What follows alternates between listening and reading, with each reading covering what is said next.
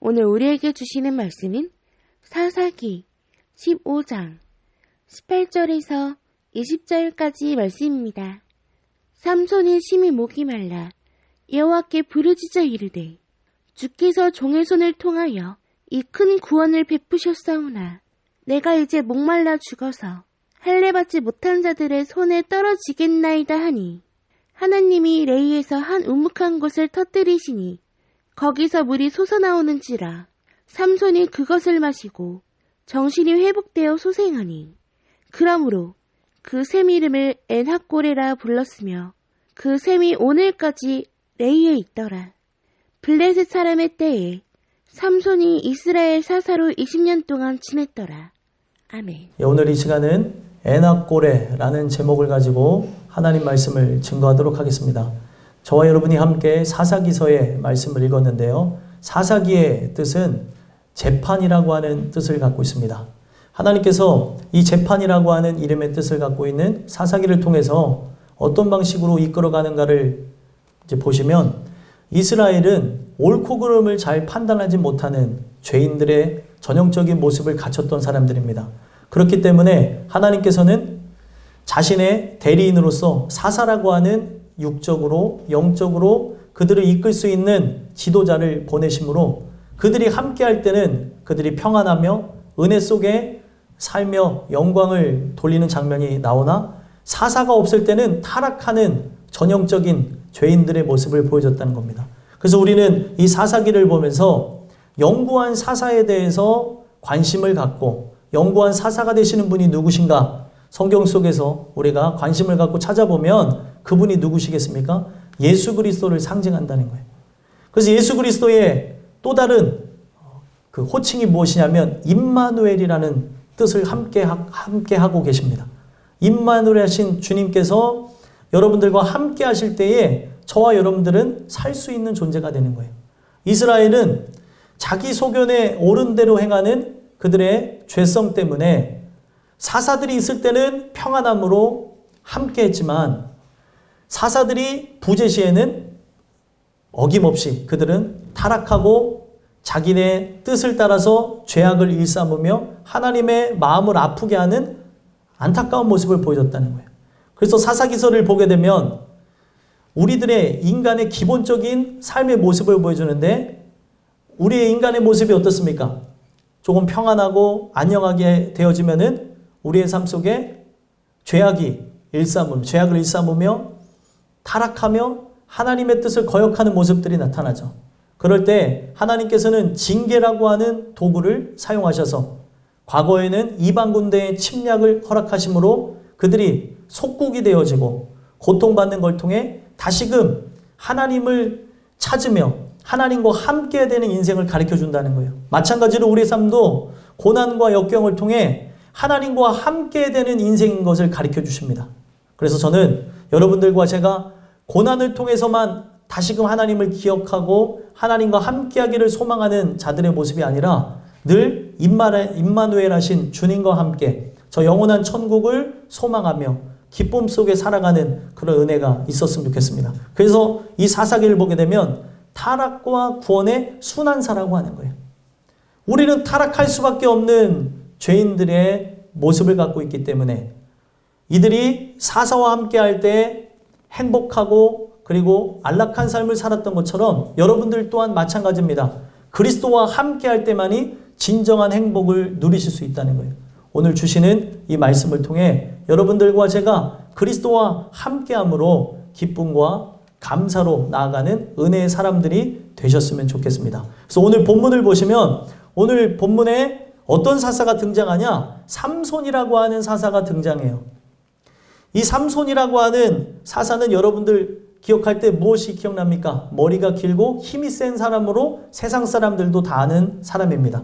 이 삼손은 사사가 되었을 때 하나님이 주신 나실인의 축복을 따라서 그 힘을 가지고 전형적으로 이스라엘 백성을 괴롭혔던 블레셋 군대를 무찔렀던 한 사람 중에 하나였습니다.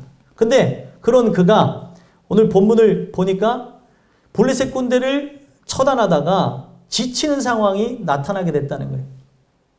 그럴 수밖에 없는 게 아무리 천하장사고 힘이 센 삼손이었지만 1000명이라고 하는 그 수많은 인원수를 자기의 주신 능력을 갖고 그들을 처단했다는 거예요.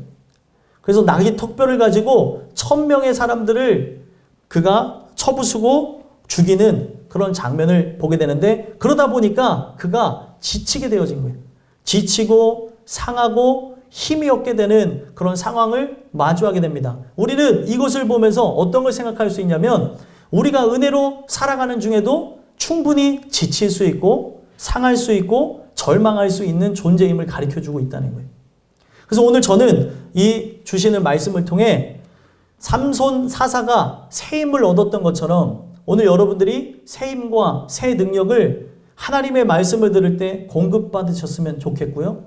오늘 에나꼬레라고 하는 이 주제를 갖고 말씀을 나눌 때 여러분들이 관심을 갖고 오늘도 간구해야 될 대상이 누군가를 살펴보시며 은혜를 구하는 역사가 있었으면 좋겠습니다. 에나꼬레라고 하는 뜻을 먼저 살펴보며 말씀을 들어갔으면 좋겠는데요. 에나꼬레의 뜻이 무엇이냐면 부르짖는 자의 샘이라는 뜻을 갖고 있습니다. 에나꼬레는 두 단어가 합성어가 되어져서 이루어진 한 단어예요. 어떤 단어가 합성이 되어졌냐면 아인이라고 하는 단어와 카라라고 하는 단어가 합성이 되어졌습니다. 아인이라고 하는 단어는 오늘날 많은 사람들이 지금도 쓰고 있어요. 아인, 아이, 눈이라고 하는 단어로 쓰여지고, 자, 이 내용 속에서 또 다른 단어가 파생되게 되는데 보통 눈이라고 하는 단어로 아인이라는 단어를 쓰는데 여기에서는 샘이라고 하는 단어의 뜻으로 가져갔습니다. 왜 눈이라고 하는 단어를 갖고 샘이라고 하는 그런 뜻을 가지고 사용하게 되어졌냐면, 우리 인간이 바라보는 장소가 어디인지를 설명해 주게 하기 위해서 아인이라는 단어, 눈이라고 하는 단어가 쓰여졌다는 거예요. 여러분들이 눈이 가는 데가 어디입니까? 여러분들의 관심사죠. 여러분들의 관심사는 어디를 향해야 되는 거예요? 세상이 아니고 썩어질 것이 아니고 영원한 것에 관심사를 가져야 된다는 거예요. 그래서 여러분들이 영원한 것에 관심을 가질 때에 우리의 눈이 향하는 곳이 어디예요? 나에게 생명을 주는 장소인 샘의 눈을 우리가 향하게 된다는 것입니다. 그래서 영원한 샘물 되시는 그 샘의 주인이 누구시겠어요? 예수 그리스도를 상징하고 있다는 거예요.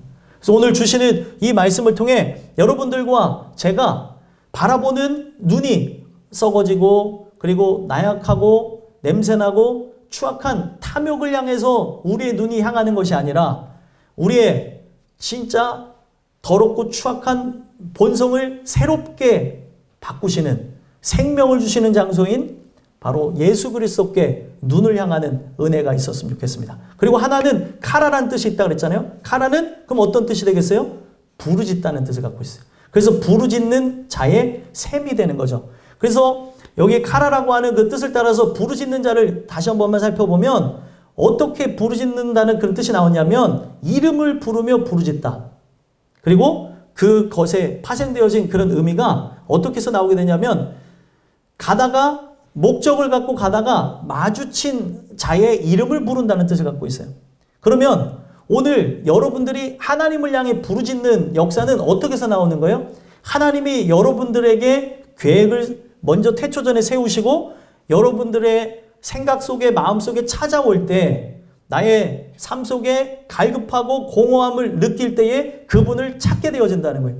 인간이 스스로가 하나님을 찾는 게 아니라 우리에게 찾을 수밖에 없게끔 하나님이 인도하실 때 우리 인간이 하나님을 찾게 되어진다는 겁니다. 그래서 부르짖는 자의 샘은 아무나 가는 것이 아니라 택한 자들에게 그 샘이 보여지는 거고 택한 자에게 바로 하나님을 찾은 거로 그 샘을 눈으로 보여주심으로 살게 되어지는 역사가 일어나게 되어진다는 거예요. 그 부르짖는 자의 샘, 에나꼬레가 그럼 무엇을 상징한다는 거예요? 예수 그리스도를 상징한다고 말씀드렸죠. 오늘도 여러분들과 제가 하나님의 인도하심을 통해 에나꼬레 어떻게 보면은 상징이자 표상이자 전부가 되시는 예수 그리스도를 만나는 귀한 은혜가 여러분들에게 일어나게 되기를 간절히 소망합니다. 그래서 이 에나꼬레를 통해서 우리가 살펴보는 하나님은 구원하시는 하나님. 그래서 모든 영혼들을 구원하시는 구원의 과정을 설명하기도 하고 그리고 개개인의 소소한 그런 지치고 상한 상태에서 구원하시는 그런 작은 구원의 모습도 보여주고 있다는 거예요. 그래서 우리를 구원할 때도 동일한 역사, 또 우리가 구원받아 자라고 한다 할지라도 타락하며 죄악의 일상을 삼을 때에 다시 벗어나게 하는 그런 과정도 이 에나꼬레의 그 하나님의 귀한 역사를 통해서 볼 수 있다는 거예요. 그러면 오늘 우리가 이 말씀을 통해 어떤 하나님의 모습을 볼 수 있는가 살펴보시면 에나꼬레를 통해 세 가지 하나님의 역사하심을 보여주십니다. 첫 번째, 어떤 하나님의 모습을 보여주시냐면 터트리시는 하나님의 귀한 능력을 보여주신다는 거예요. 자, 터트리신다라는 단어가 어떻게 나오는가 하고 봤더니 18절 먼저 읽어보겠습니다. 18절 읽어보겠습니다. 시작. 삼손이 심히 목이 말라 여호와께 부르짖어 이르되 주께서 종의 손을 통하여 이 큰 구원을 베푸셨사오나 내가 이제 목말라 죽어서 할례 받지 못한 자들의 손에 떨어지겠나이다 하니. 아멘. 자, 이 내용을 보니까 그가 앞전에 나귀 턱뼈 하나를 가지고 천명의 적군을 무찔렀다는 얘기를 말씀드렸습니다. 어떤 누구란다 할지라도 지치게 만들어져 있는 게 육신이에요. 그렇죠? 지친 육신을 갖고 가다 보면 육신이 연약함으로 영혼까지 피폐해지는 과정을 보게 됩니다. 인간은 그렇게 만들어져 있어요. 그러다 보니까 삼손도 귀한 일을 감당했지만 지치고 상하고 그리고 절망한 그런 순간이 오게 되어졌다는 거예요. 그랬을 때 그가 어떻게 한 겁니까? 심히 목이 말라. 삼손이 심히 목이 말라 여호와께 부르짖어 이르렀다라고 얘기하고 있어요. 심히 목이 말랐다. 이 내용을 보면은 여러분들이 살아가면서 우리 인간이 터뜨리시는 하나님의 능력을 보기 이전에 어떤 일이 일어나야 되는 거냐면 우리의 삶에 갈증을 느껴야 된다는 거예요. 갈증을 느낀다 하니까 꼭 포카리 스웨트 선전 같은 생각. 죄송합니다. 네. 삐 처리해 주시고 농담입니다. 아니 꼭 그런 우리가 이온 음료를 생각하는데 갈증이라고 하는 거는 사람이 어떤 순간에도 느끼냐면 목마름을 느낄 때만 갈증을 느끼는 것이 아니라 무언가를 하고 싶은데 하지 못하는 거에 대한 갈증도 느끼더라는 거죠. 아이들도 마찬가지고 성인들도 마찬가지고 노년에 들어가신 분들도 각자 그 시기를 거치면서 갈증을 느끼는 것들이 많이 있더라는 거예요. 그런데 오늘 우리가 세상을 향해서는 이것도 하고 싶고 저것도 하고 싶고 이것도 먹고 싶고 그리고 이것도 갖고 싶은 그런 갈증을 느끼는데 영적인 갈증을 느끼냐는 거죠. 하나님이 택한 존재는 분명 그 삶을 살아가며 또 동일한 패턴의 삶을 살아가잖아요. 눈을 뜨고 일상을 보내면서 학생으로서 직장인으로서 부모로서 또 가장으로서 살아가게 되어질 때 반복되는 일상을 겪으며 갈증을 느끼더라는 거예요. 신물을 느끼면서. 이게 삶의 전부는 아닌 것 같은데 우리가 추구하고 바라는 삶이 이것은 아닌 것 같은데 도대체 반복되는 일상이 주는 그런 삶의 어떤 노곤함과 지침과 그리고 지겨움을 느끼면서 어떤 본질적인 것에 대한 관심을 갖게 되더라는 거예요. 이게 어떤 자에게 나타난 거냐면 구원한 시기로 예정한 자에게 나타나는 갈증이라는 거예요. 돈을 벌어도 맛있는 걸 먹어도 좋은 거를 경험하며 좋은 데 놀러 갔을지라도 뭔가 채워지지 않는 갈증을 느끼더라는 거죠. 바로 오늘 말씀의 주인공인 삼손이 구원받은 자로서 일을 열심히 하던 중에 갈증을 느끼기도 하고 또 아직 구원받지 못한 자들도 이 말씀을 들으면서 내가 이런 것 때문에 갈증을 느꼈구나. 이런 영적인 목마름이 있어서 갈증을 느꼈구나. 이런 부분을 우리가 생각하게 되더라는 거예요. 그래서 여기서 보면 심이라고 한다는 것이 심이라는 단어가 열렬하다라는 단어, 메오드라는 단어를 썼어요. 열렬하다. 막 타오르는 거예요. 그리고 그 다음에 목이 마르다라고 하는 걸 봤더니 이 목이 말라라고 하는 게 상징하는 단어가 봤더니 갈증을 느끼다. 그러니까 목마름만 추구하는 게 아니라 어떤 우리가 추구하고 바라는 것이 이루어지지 않을 때 나타나는 그런 단어로 쓰여졌다는 거예요. 그래서 참회라는 단어를 썼어요. 참회. 참회 말고 참회. 그래서 이 단어를 보면서 우리가 실제로 이런 거를 느끼냐는 거죠. 그럴 때 인간이 하나님이 이렇게 역사하셔서 갈증을 느끼게 하실 때에 나타나는 게 무엇이에요? 부르짖는 것이 나타났다는 거예요. 부르짖는 것. 카라라는 단어, 아까 기억나시죠? 부르짖는다는 게 카라라는 단어에서 왔어요. 그래서 카라가 상징하는 게 뭐예요? 이름을 부르는 거예요. 누군가 지금 나에게 마주쳐 오시고 있습니다. 지금 나에게 찾아오세요. 그분이 누구예요?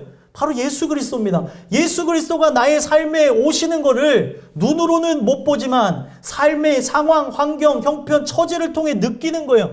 그럴 때 인간에게서 나타나는 게 무엇이냐? 부르짖음이라는 거예요. 살려주세요. 어제 청년들하고 이야기를 나누면서 같이 반복되는 단어가 뭐냐면 기도해야겠다는 단어.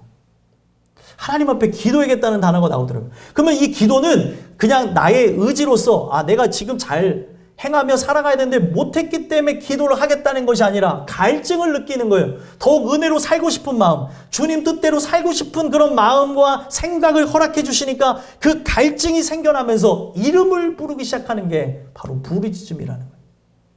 그래서 여러분들 기도라고 하는 이 단어가 어디서 왔습니까? 이 팔라라고 하는 단어를 보시면 기도라는 뜻을 갖고 있는데 기도는 개입하다라는 뜻에서 왔어요. 개입하다. 누가 개입하시는 거예요? 하나님이. 지금 반복되는 일상 속에 죄인의 모습으로 또 세상의 노예의 모습으로 그리고 하나님의 자녀가 아닌 자의 모습으로 살아가는 나를 스탑시켜달라는 거예요. 멈출 수 있게 도와달라는 거죠. 내가 멈추고 싶은데 멈출 수가 없는 거예요. 오늘 우리의 삶을 멈추게 하시고 변화시키는 분이 하나님이신 거죠. 그래서 오늘 여러분들이 이런 하나님의 은혜를 경험하셔야 되는 거예요. 하나님 나에게 목마름, 갈증을 느끼게 하시고 그 갈증으로 인해 내 속에서부터 하나님을 향한 간절한 부르짖음이 나오게 해주세요. 그 간절한 부르짖음이 나오지 않으면 어떻다는 거예요? 이 18절에 중반절에 보니까 삼손이 얘기하기를 주께서 종의 손을 통하여 이 큰 구원을 베푸셨사오나 내가 이제 목말라 죽어서 할례받지 못한 자들의 손에 떨어지겠나이다. 당신이 나를 구원하지 않으면 지금까지 인도하셔서 1000명의 적군들을 무찌르는 역사를 하나님께서 보여주셨지만 이제는 지게 생겼다는 거예요. 하나님 도와주세요. 우리의 삶에는 눈에 보이지 않는 영적 전쟁이 계속되어지는데 여기서 삼손이 싸운 대상이 누굽니까? 블레셋 적군이었죠. 블레셋 적군이 상징하는 존재가 바로 악한 사단이에요. 여러분들은 보이는 존재와 보이지 않는 존재와 싸워가고 계십니다. 그 싸워가면서 지치고 상하고 절망하고 좌절할 수 있다는 거예요. 그럴 때 우리가 할 수 있는 게 뭐예요? 이 목마름, 이 갈증, 적군들로부터 승리하고 싶을 때 하나님 앞에 개입을 바라며 기도할 때 그분이 도와주실 거라는 거예요. 그래서 19절 초반에 보니까 하나님이 레이에서 한 우묵한 곳을 터뜨리시는 하나님의 능력을 보게 되는 겁니다. 참 이게 재밌는 게 하나님이 이 모든 내용을 예정해서 이끌어간다고 하는 것이 재밌는 것이 레이라고 하는 장소에서 이런 놀라운 기적을 체험하잖아요. 이 레이라고 하는 장소는 어떤 이름의 뜻을 갖고 있냐면 나귀 턱뼈의 뜻을 갖고 있어요. 그러면은 지금 삼손이 우연히 나귀 턱뼈를 갖고 각성을 해가지고 그들을 죽인 게 아니라 하나님이 예정한 대로 지금 그의 인생의 수순이 밟아져 가고 있었다는 거예요. 신기하지 않아요? 우연히 나귀 턱뼈라고 하는 그 장소에 가서 나귀 턱뼈를 가지고 적군을 무찌르고 그곳에서 하나님의 기적을 맛보는 역사. 하나님의 이 모든 일을 이끌어가고 있다는 거예요. 어떻게 이렇게 드라마틱한가라고 보겠지만 이 드라마틱한 이 삶의 이야기에 또 다른 주인공들이 여러분들 아니냐는 거예요. 하나님은 그렇게 예정한 수순대로 지금 하나님이 지금 어떤 특정 장소에서 어떤 시기를 지나며 어떤 과정을 통해 여러분들이 기적이라는 것을 체험하기를 원하신다는 거예요. 기적은 무엇입니까? 죽었던 자가 살아나고 그리고 아픈 사람이 회복되는 게 기적이 아니에요. 성경에서 말하는 본질적인 기적은 오늘 내가 망했다가 잘 되는 게 기적이 아니라는 거예요. 죽었던 자가 살아나는 게 기적이 아닙니다. 성경에서 말하는 기적은 뭐예요? 오늘 여러분들이 변화가 시작되는 게 진짜 가장 큰 기적이라는 거예요. 그러면 지금 우묵한 곳을 터뜨리시기 전까지는 뭐예요? 그냥 마른 땅이었어요. 레이라고 하는 장소에, 나기턱배라고 하는 이름 장소에서 죽을 수밖에 없었던 삼손의 모습이었던 겁니다. 그런데 하나님이 역사하셨더니, 예정하신 수순에 따라 역사하셨더니 그 장소에서 어떤 일들이 일어난 거예요? 샘물이 터졌다는 거예요. 샘물이 터져야 기적인 거죠. 샘물이 터지지 않으면 지금 내 눈에는 마른 땅만 보이게 된다는 거예요. 오늘 여러분들의 삶도 마찬가지입니다. 그냥 하나님이 인도하시고 역사하지 않으면 지금 나는 아무렇지도 않은 동일한 패턴의 일상을 지나면서 지치고 상한 존재로 그냥 그 자리에 머물러 있을 수 있다는 거예요. 그래서 지금 여러분들의 그런 상황 속에 지금 머물러서 내가 지금 내 힘으로 일어날 힘이 없고 지금 이 상황을 견딜 수가 없고 바꿀 수 없는 그런 사람들에게 지금 말씀 그대로 터뜨리시는 능력이 임해야 된다는 거예요. 그럼 터뜨린다는 게 무엇인가? 원어의 의미로 접근해 봤더니 박하라는 단어에서 왔어요. 박하. 박하가 뭐냐면 틈이 생기다, 쪼개다 라는 단어를 갖고 있어요. 여러분들과 저의 변화는 어떻게 시작되는 거냐면 여러분들의 생각, 마음속에 틈이 생겨날 때 변화가 생겨나는 거예요. 한 사람이 변화가 일어나기까지는 그 생각에 균열이 나지 않으면 사람이 변화할 수 없습니다. 그래서 사람이 계속해서 시간이 지나면 지날수록 고인물이 되어져서 고착화된 그 생각은 변화하기가 어려워요. 그래서 사람들이 이제 얘기하는 게 뭐예요? 아우, 저 고집을 어떻게 꺾으냐고. 저희 몇십 년 된 고집 변화하지도 않는다고. 그 고집이 희한한 거는 본인이 잘못된 것을 알면서도 추구할 때가 있더라는 거예요. 그게 왜요? 고착화되어져 있는 거예요. 머물러 있는 거죠. 변화할 틈이 없는 거예요. 근데 하나님이 역사하셨더니 어떤 일이 일어나는 거예요? 여러분들의 생각과 마음에 균열을 주면서 내가 품고 있는 생각, 내가 갖고 있는 마음, 지금 내가 추구하는 이 모든 것들이 잘못됐다고 하면서 틈을 내시면서 사망 가운데 있는 여러분들의 인생 가운데 생명력을 불러넣었다는 거예요.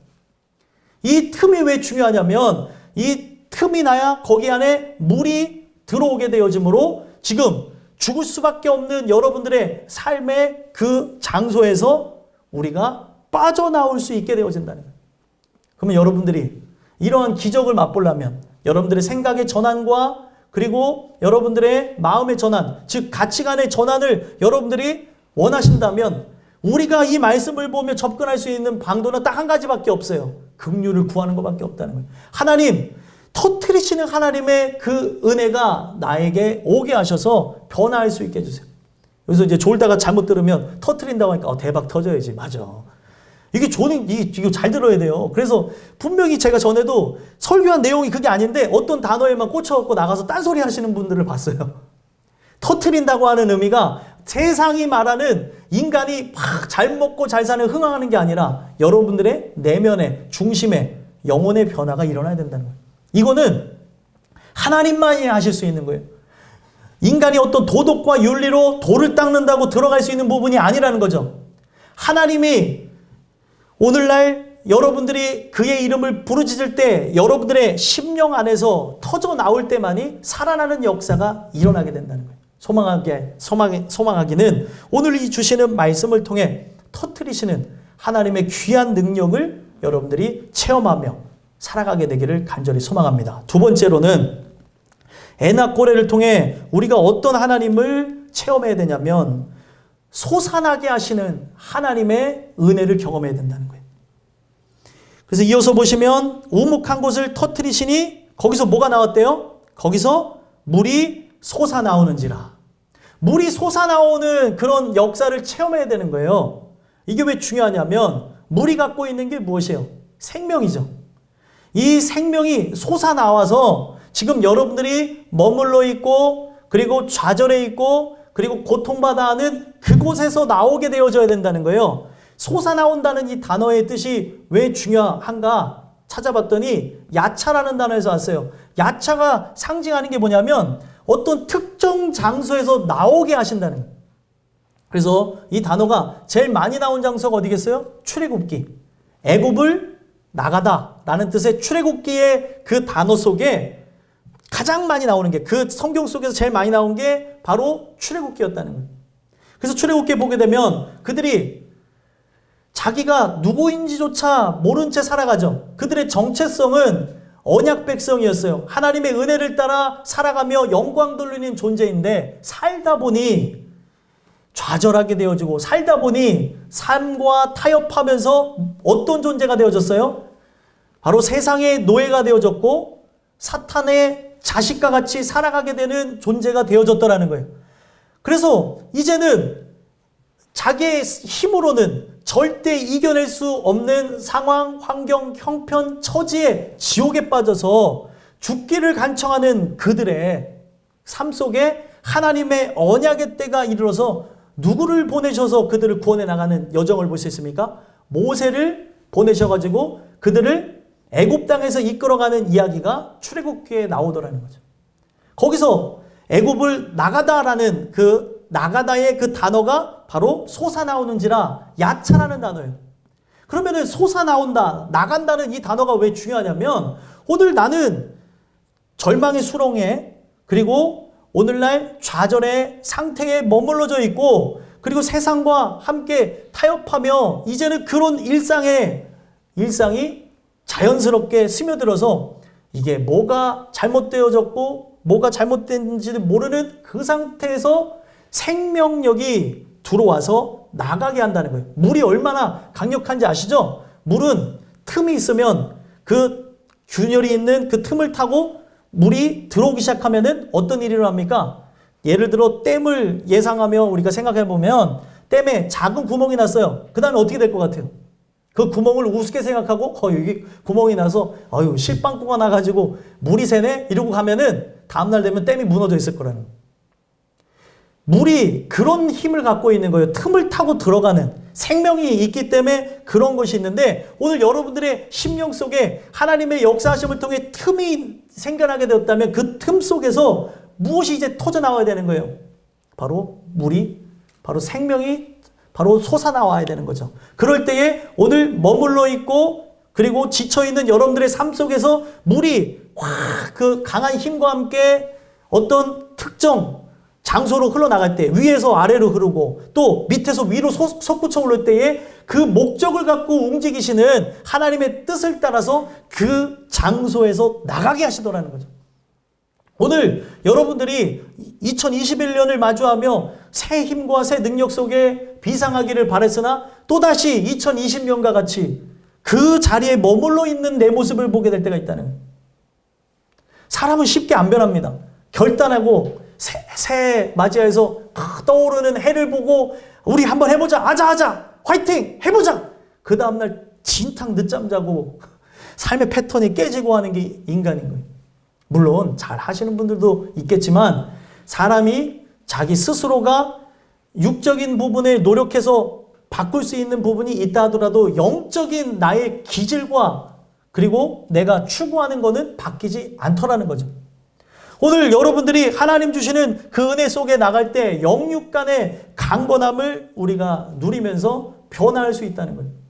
오늘 이 말씀을 통해 스스로에게 질문을 던져보셨으면 좋겠어요. 나는 지금 어디에 머물러 있는가? 은혜의 항해를 하며 하나님과 함께 영광을 위해 나가야 되는데 내가 수렁에 빠져 있는 건 아닌지 아니면 쓰러져 있는 것은 아닌지 아니면 오늘 하나님의 뜻 가운데 나가야 되나? 그냥 안주하고 있는 건 아닌지 오늘 이 주시는 말씀을 통해 솟아나오는 하나님의 생명력을 통해 여러분들의 있는 그런 상황, 환경, 형편, 처지로부터 탈출케 되어지는 엑소도스의 은혜 하나님의 그 귀중한 은혜가 여러분들에게 임했으면 좋겠습니다. 오늘 하나님이 이 말씀을 주시는 이유가 뭐예요? 인간은 쉽게 적응해버린다는 거예요. 내가 올 한 해 은혜로 살고자 영적인 루틴을, 영적인 습관을 이렇게 드리려고 했었으나 무너지는 게 바로 여러분들이라는 거예요. 그래서 이것을 정하는 것도 중요하지만 그 습관을 들게 하시는 하나님이 도와주시지 않으면 인간이 그런 것을 행해 나가는 것도 어렵더라는 거죠. 오늘 이 주시는 말씀을 통해 여러분들 그 야차라고 하는 단어 속에 있는 하나님의 귀중한 은혜, 어떤 상황으로부터 벗어나가게 하는 귀한 은혜가 여러분들 모두의 삶 속에 임하게 되기를 간절히 소망합니다. 마지막 세 번째로는 에나 꼬레를 통해 어떤 하나님의 능력을 경험하게 하시냐면 정신을 회복시키는 하나님의 은혜를 경험하게 하신다는 거예요. 이어서 보니까 삼손이 그것을 마시고 뭐라고 되어져 있어요? 정신이 회복되어 소생하니. 정신이 회복됨으로 소생했다고 얘기했어요. 오늘 우리가 이 내용을 통해 경험해 봐야 되는 게 뭐냐면 복음이라고 하는 것을 여러분들이 지금 듣고 있습니다. 이 복음을 여러분들이 들어야지만 믿음이 생겨나고 믿음이 생겨나야지만 순종할 수 있는 거예요. 성경은 그렇게 얘기합니다. 그 자리에 있는 것으로 들었다고 얘기하는 것이 아니라 오늘날 삶의 열매를 통해 들었다고 증명을 하는 거예요. 오늘 내가 이 말씀을 들으며 나 정말 나는 터뜨리신 하나님의 능력을 경험하고 싶다. 그리고 그 솟아나는 생명력이 넘치는 하나님의 능력을 경험하고 싶다. 오늘 여러분들이 그것을 말씀을 들으면서 그런 생각들이 든다면 이 말씀을 붙잡고 기도하실 때 어떤 역사가 일어나겠어요? 하나님이 정신을 회복시켜 주시는 소생하는 은혜가 있게 하실 거라는 거예요. 그래서 여러분들 이게 왜 필요하냐면 갈증 나게 하는 그 갈증의 상황이 왔기 때문에 물이 텅 하고 터졌을 때 어떻게 했어요? 삼손이. 갈증 나는 상황이니까 생각해보고 먹었어요? 그냥 먹었어요? 그냥 먹었죠. 이걸 뭐라고 하냐면 불가항력의 은혜라는 거예요. 사람은 이거를 자꾸 바꿔버려요. 구원을 선택해야 되는 줄 알고 예배를 선택해야 되는 줄 알고 지금 내가 열심히 해야 되는 줄 착각하는데 하나님이 개입하시는 상황을 보면은 우리의 노력과 열심이 아닌 그렇게 할 수밖에 없도록 이끌어 가신다는 거예요. 불가항력이 뭐예요? 힘으로 밀어낼 수 없는 이라는 뜻을 갖고 있어요. 내가 저항할 수 없는. 저항할 수 없이 지금 나에게 어떤 상황이 왔어요? 강렬한 막 타들어가는 목마름 갈증을 느꼈기 때문에 샘물이 터져났더니 그냥 그걸 받아 마시더라는 거죠. 오늘 여러분들이 예수라고 하는 존재를 거부할 수 없는 그런 은혜의 대상자로 마주했으면 좋겠어요. 예수만이 여러분들의 인생의 해답이라는 것 어느 누구나 보편적으로 얘기해서 알아요. 하지만 나에게 갈증을 느끼는 자가 경험하는 그 단어는 다르다는 거예요. 예수님이 전부구나. 예수가 진짜 나의 영혼에 목마름을 주셔야 되는구나. 갈증이 나본 사람은 그 예수님에 대해서 피상적으로 습관적으로 그냥 예수님 살려주세요 하다가 지쳐갖고 오늘은 아닌가 보다. 내일 살려달라고 해야겠다. 예수님 살려주세요. 이런 존재가 아니라는 거예요. 이런 영적으로 아주 타들어가는 갈증을 느끼기 때문에 아주 강렬하게 간구하고 이거는 내가 하루를 돌아다 볼 때 간구해야 되는데 내가 간구하지 않았네? 내일은 더 간구해야지 이런 차원이 아니라는 거예요. 이해가 되시죠? 그냥 하나님이 이런 부분을 느끼니까 내 마음속에서부터 이런 괴로움 때문에 이걸 해결해 달라는 거예요. 이게 해결되지 않으면 뭐예요? 나는 오늘 죽으면 지옥 가는 존재고 이게 해결되지 않으면 하나부터 열까지 다 막혀져 있는 거예요.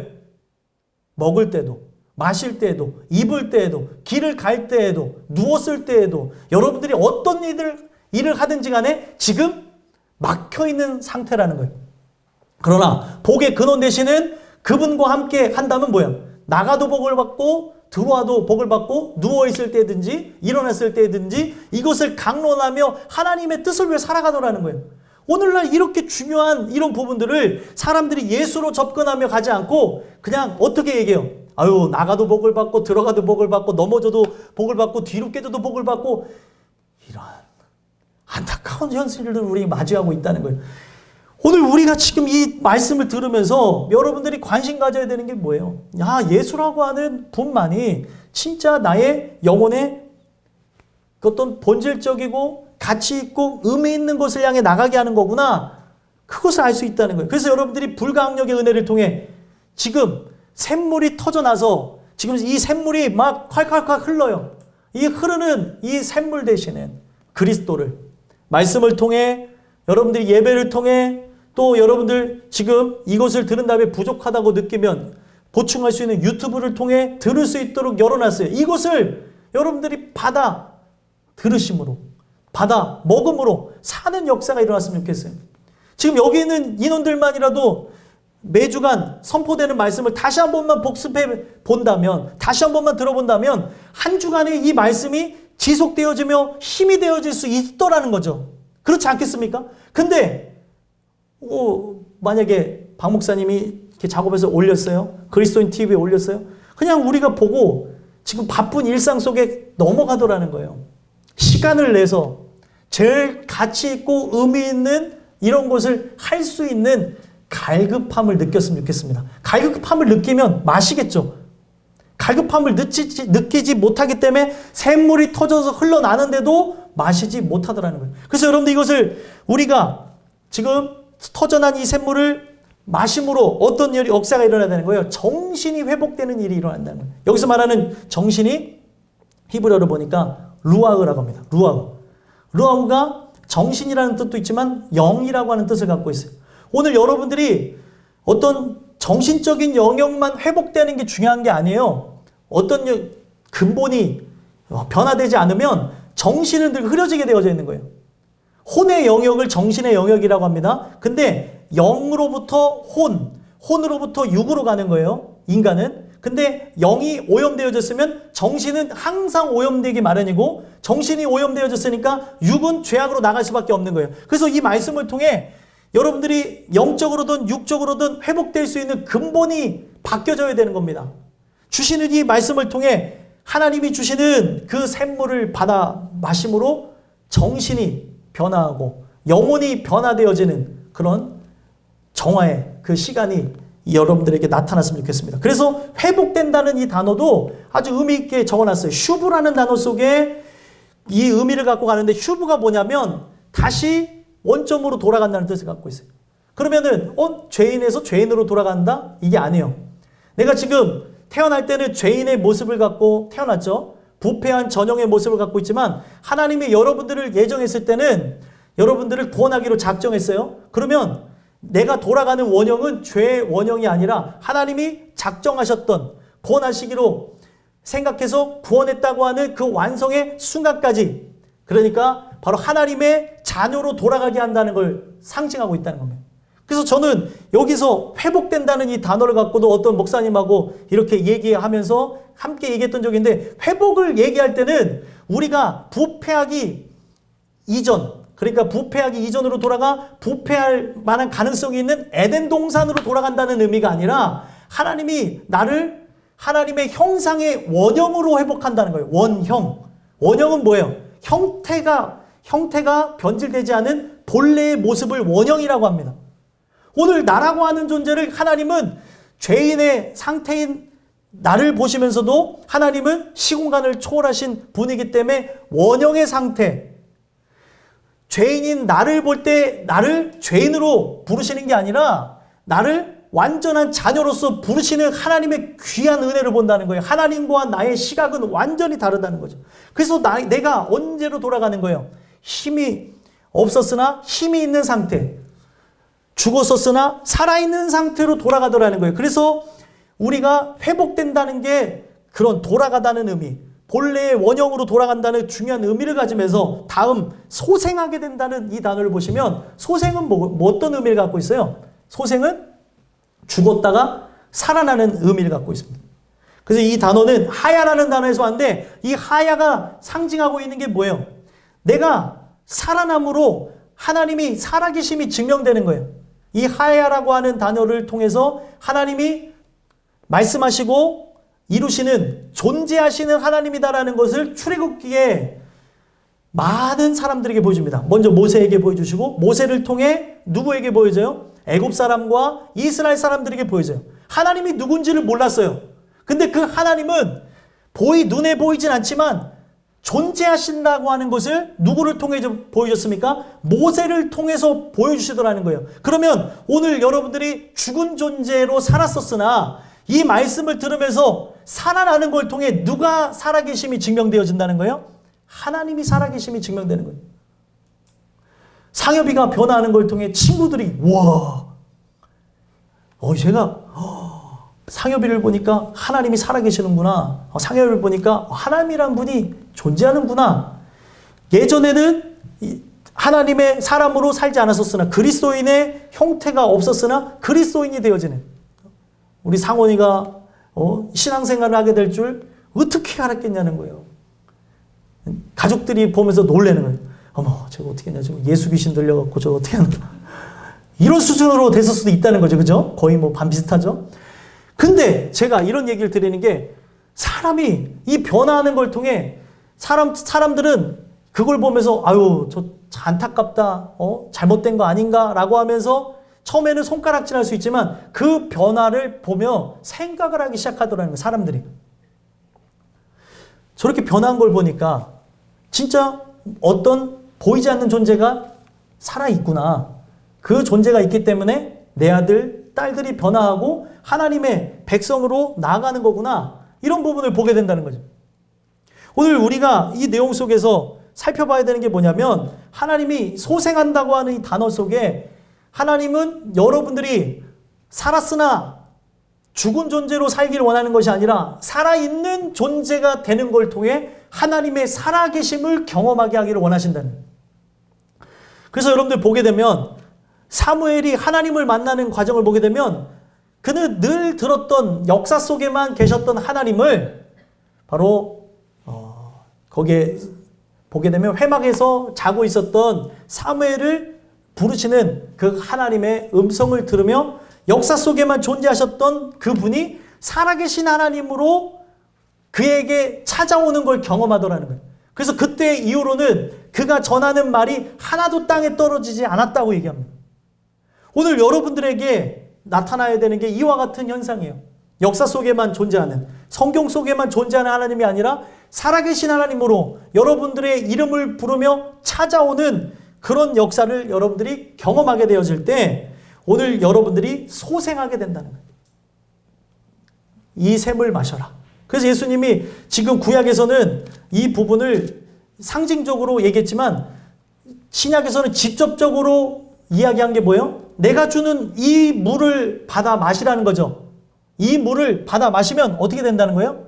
영원히 목마르지 아니하리라. 아, 주여, 내가 이 물을 먹기를 원합니다. 주여, 나에게 이 물을 주소서. 그 물에 대한 얘기를 들었는 거기에 보면은 한 여인의 이야기뿐만 아니라 그 여인이 듣고 자기가 이 살면서 느꼈던 갈증이 사라졌어요. 영적인 그런 갈증이 사라지게 된 이후에 어떻게 합니까? 그가 샘물로 나간 게 아니라 어떤 샘물을 찾아서 다니면서 사람들이 있을 때 없을 때를 구분하면서 물을 기르러 가는 여인이 아니라 이 샘물 자체가 누구인 거를 발견했어요? 예수인 거를 발견할 때 예수께 동네 사람들을 데려오더라는 거예요. 예수가 샘물이구나. 아, 저분만이 진짜 나의 모든 것을 채워주는 생수 주는 남편이구나 라는 걸 깨달을 때 그의 삶 속에 있었던 모든 죄악에 대한 채증과 더러운 모든 것들이 씻겨져 나갔다는 거예요. 오늘도 마찬가지입니다.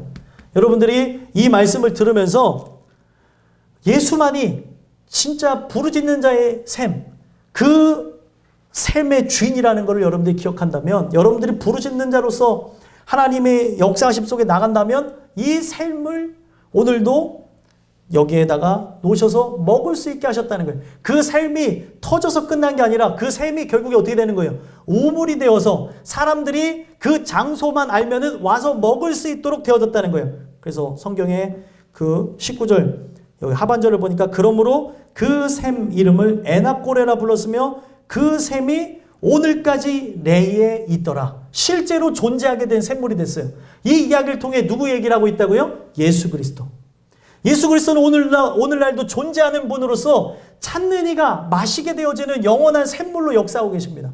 오늘도 여러분들이 그 예수 그리스도가 주는 샘물을 예배를 통해서 말씀을 통해서 받아 누리심으로 또 그 말씀을 붙잡고 기도함으로 우리가 때로 살아가면서 절망하고 좌절하고 고통 속에 나가게 될 때 이 샘물을 받아들임으로 다시금 소생케 되어지는 회복되게 되어지는 그런 은혜가 있었으면 좋겠습니다. 결국에 이 샘물 삼손이 마시고 난 다음에 얼마나 더 사역하는지 한번 읽어볼까요? 20절 마지막 읽어보겠습니다. 시작.